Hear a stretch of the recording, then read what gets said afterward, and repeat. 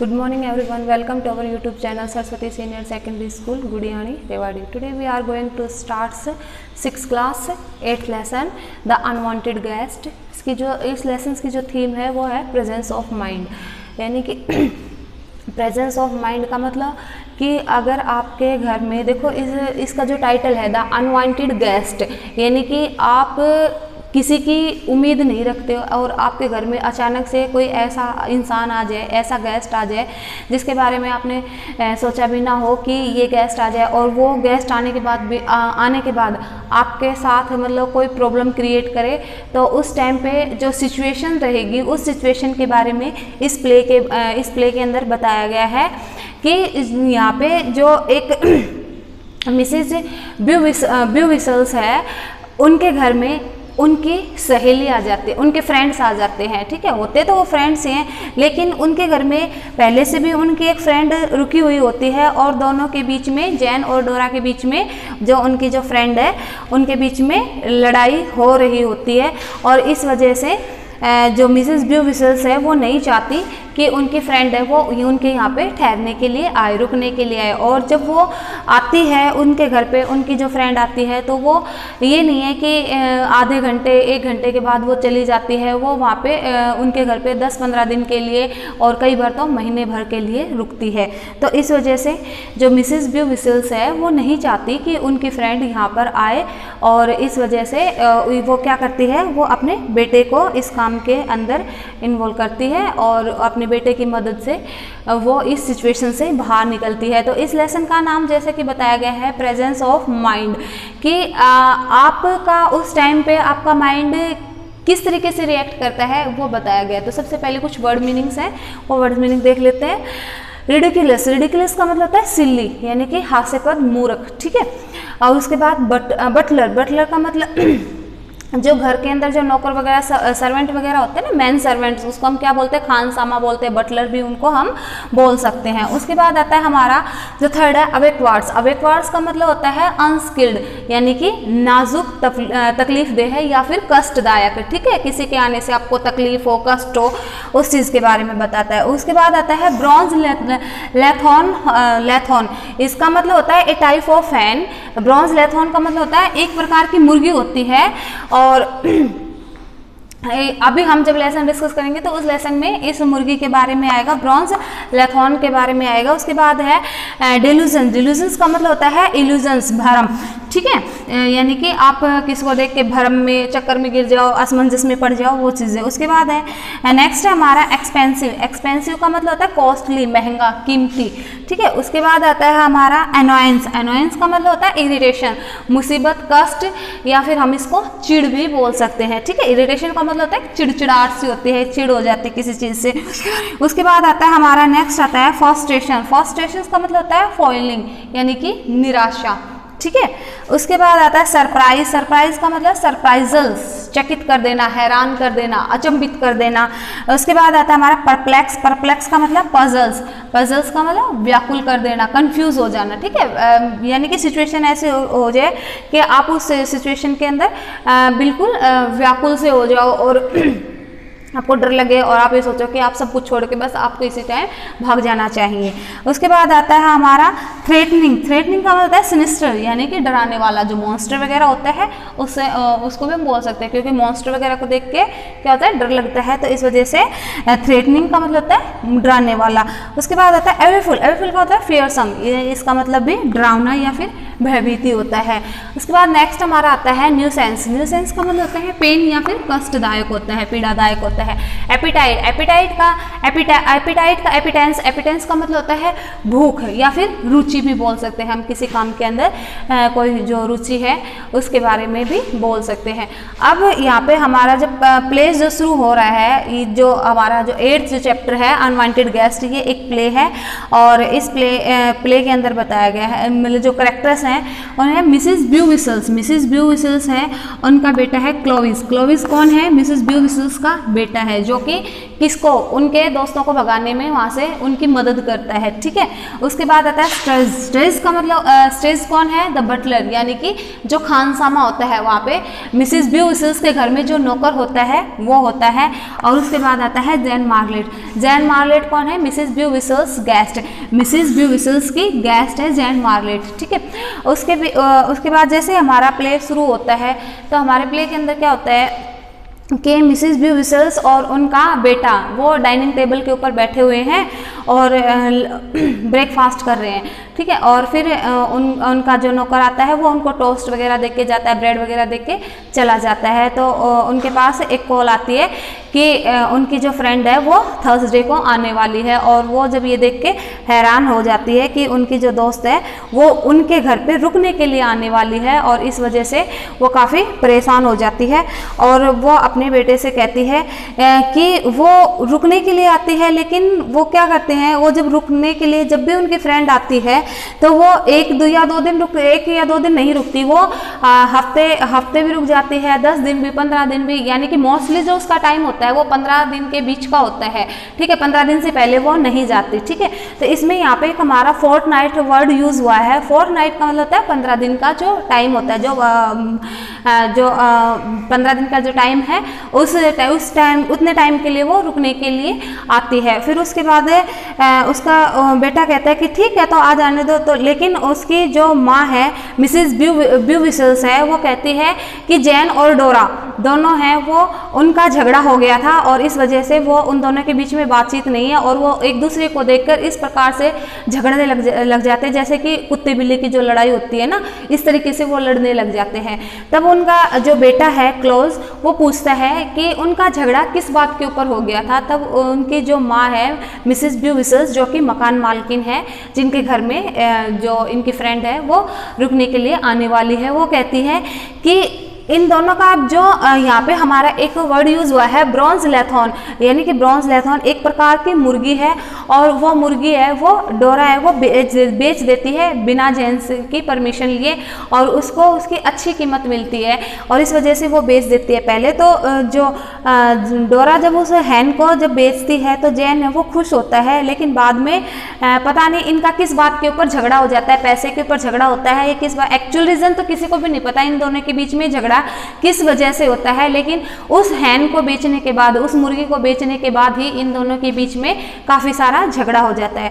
तो उसी टाइम पे डोरबेल बजती है और उनके घर में एंटर करता है, यानी कि उनकी फ्रेंड है वो जो डोरा है वो जैन मार्गरेट है वो आ चुकी है, ठीक है। और जो हमारा जो फर्स्ट जो प्ले का जो एक्ट था वो यहीं पे ख़त्म होता है। सेकंड जो प्ले का जो एक्ट है उसके अंदर जब वो आती है तो उनका वो आके डाइनिंग टेबल पे बैठती है, तो उनका जो नौकर है वो उनको टोस्ट वगैरह चाय वगैरह जो भी कोई भी जब मेहमान कोई भी गेस्ट जब बाहर से आता है तो उसके जब हम उसके लिए चाय वगैरह नाश्ता वगैरह लेके आते हैं, तो उसी तरीके से जो उनका जो नौकर है वो भी उनके लिए चाय नाश्ता लेके आता है, टोस्ट वगैरह लेके आता है। तो वो कहती है कि अच्छे नौकर मिलना बहुत ही मुश्किल होता है, इस शहर में अच्छे नौकर तो मिलते ही नहीं है। तब मिसेस ब्यू विसल्स कहती है कि नहीं, हमारा जो स्ट्रेस है यानी कि जो बटलर है वो हमारा जो बटलर है वो काफ़ी अच्छा है, वो 5 साल से हमारे पास काम कर रहा है, और वो कहते हैं कि नहीं वो हमारे एक फैमिली मेम्बर की तरह है। लेकिन जो जैन मार्गरेट है वो कहती है कि नहीं ऐसा नहीं है, कि तुम कहते हो कि अच्छा है, देखो इसने ऐसे टोस्ट बना रखे हैं, मतलब कि वो उसके सामने ही उसके नौकर की बुराई करना शुरू कर देती है। तो इससे मिसेस ब्यू विसल्स है वो कहती है कि तुम मेरा दिमाग खराब मत करो, और वो ऐसा कह के वहाँ से डाइनिंग टेबल से उठकर चली जाती है। तब उसी के बाद क्लोज की एंट्री होती है, यानी कि मिसेस ब्यू विसल्स के बेटे की एंट्री होती है, और वो कहते हैं कि वो उनसे बैठ के बात करता है, और बातों बातों में कहता है कि इस संसार में सबसे खूबसूरत लेडी कौन है। तो उनकी जो फ्रेंड है जैन मार्गरेट कहती है कि संसार में जो सबसे खूबसूरत लेडी है वो एनी। ये जो हमारा जो प्ले है, जो प्ले के अंदर जो रशियन जो प्ले हैं, इन प्ले के अंदर क्या होता है कि एक बहुत ही सुंदर लेडीज़ होती है, बहुत ही सुंदर, यानी कि संसार की सबसे सुंदर युवती होती है, और वो है, और वो उसके बारे में बात करना शुरू कर देता है और कहता है कि आप जानते हो वो कौन है। वो कहता है कि हाँ मैं जानता हूँ, हाँ मैं जानती हूँ वो कौन है, वो एनी है।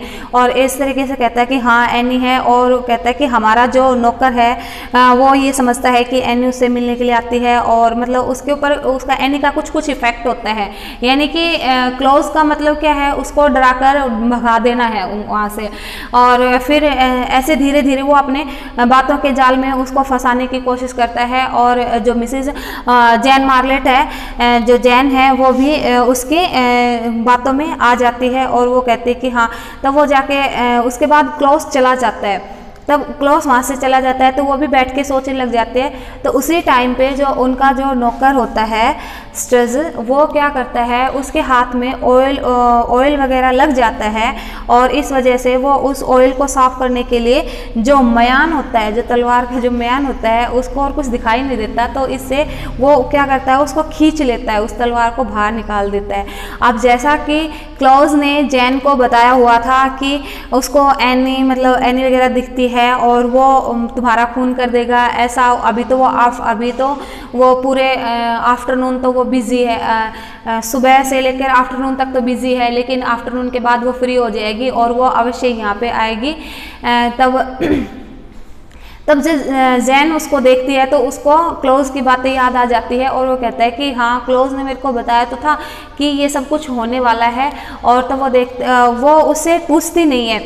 यहाँ पे इनडायरेक्टली जो क्लोज है वो उसका जो बटलर होता है उसको वो इन्वॉल्व नहीं करता, इस ट्रिक के अंदर इन्वॉल्व नहीं करता, इस प्ले के अंदर इन्वॉल्व नहीं करता, और वो इनडायरेक्टली इसके अंदर इन्वॉल्व हो जाता है। सिचुएशन कुछ इस तरीके से बनती है, कुछ इस तरीके के सर्कमस्टेंसेस आते हैं जिससे कि उसको अपने हाथ में तलवार पकड़नी पड़ती है, और इसी वजह से जो क्लोज का जो प्लान था वो कामयाब हो जाता है, और जो जैन है वो डर जाती है, यानी कि जो जैन मतलब जैन मार्लेट है वो डर जाती है, और कहती हैं कि हाँ वो अब वो उसकी तरफ आता है, जो उसका जो बटलर है वो जैन की तरफ आगे बढ़ता है, उसके हाथ में तलवार है, वो नॉर्मली बढ़ रहा है, वो उससे पूछने के लिए आता है कि आपको कोई तकलीफ तो नहीं है, आपको कुछ चाहिए तो नहीं है, वो लेकिन वो उसको देख के भाग रही है। और फिर वो वहाँ से भागने से पहले प्ले के अंदर बीच में एक ये भी है, जो क्लोज उसको उसके बारे में एनी के बारे में बता रहा होता है, तब उस टाइम पे कहता है कि तुम्हारी माँ ने भी एक बार मेरे सामने जिक्र किया था, एक बार हमारी बात हुई थी लेकिन वो बात अधूरी रह गई, लेकिन उसके बाद तो उन्होंने कुछ भी इसका मतलब इसके बारे में मुझे कुछ नहीं बताया। तब क्लोज कहते हैं कि माँ आपको कभी नहीं बताएगी, क्योंकि वो आपको डराना नहीं चाहती, और वो नहीं चाहती कि आप मतलब इस सिचुएशन को फेस करें, और वो चाहती हैं कि आप अगर इससे बच सकते हैं तो बच जाए, तो इस वजह से माँ आपको कभी नहीं बताएगी। और फिर जो जैन मार्लेट है वो इतना ज़्यादा डर जाती है, इतना ज़्यादा हड़बड़ा जाती है कि वो जल्दी से फ़ौरन किसको बुलाती है, टैक्सी वाले को बुलाती है, और कहती है और रूम को छोड़ देती है और टैक्सी को बुलाकर वहाँ से चली जाती है। और उनके जाने के बाद जैसे कि क्लोज का और उनकी मदर का जो प्लान था वो सक्सेसफुल हो जाता है। एक्चुअल में क्या होता है कि उनकी जो मदर है मिसेज ब्यूविसल्स है, उनकी भी कोई भूमिका नहीं होती इसके अंदर। इस प्ले के अंदर पूरा का पूरा जो माइंड काम करता है वो किसका माइंड काम करता है, क्लोज का माइंड काम करता है, यानी कि जो हमारा जो सेंट्रल जो भी हमारा सेंट्रल कैरेक्टर है वो ये है क्लोज है, क्योंकि क्लोज का ही प्रेजेंस ऑफ माइंड के कारण ही जो जैन मार्लेट है वो उसको वहाँ से अपने घर से भगाने में कामयाब होता है, सक्सेसफुल हो जाता है।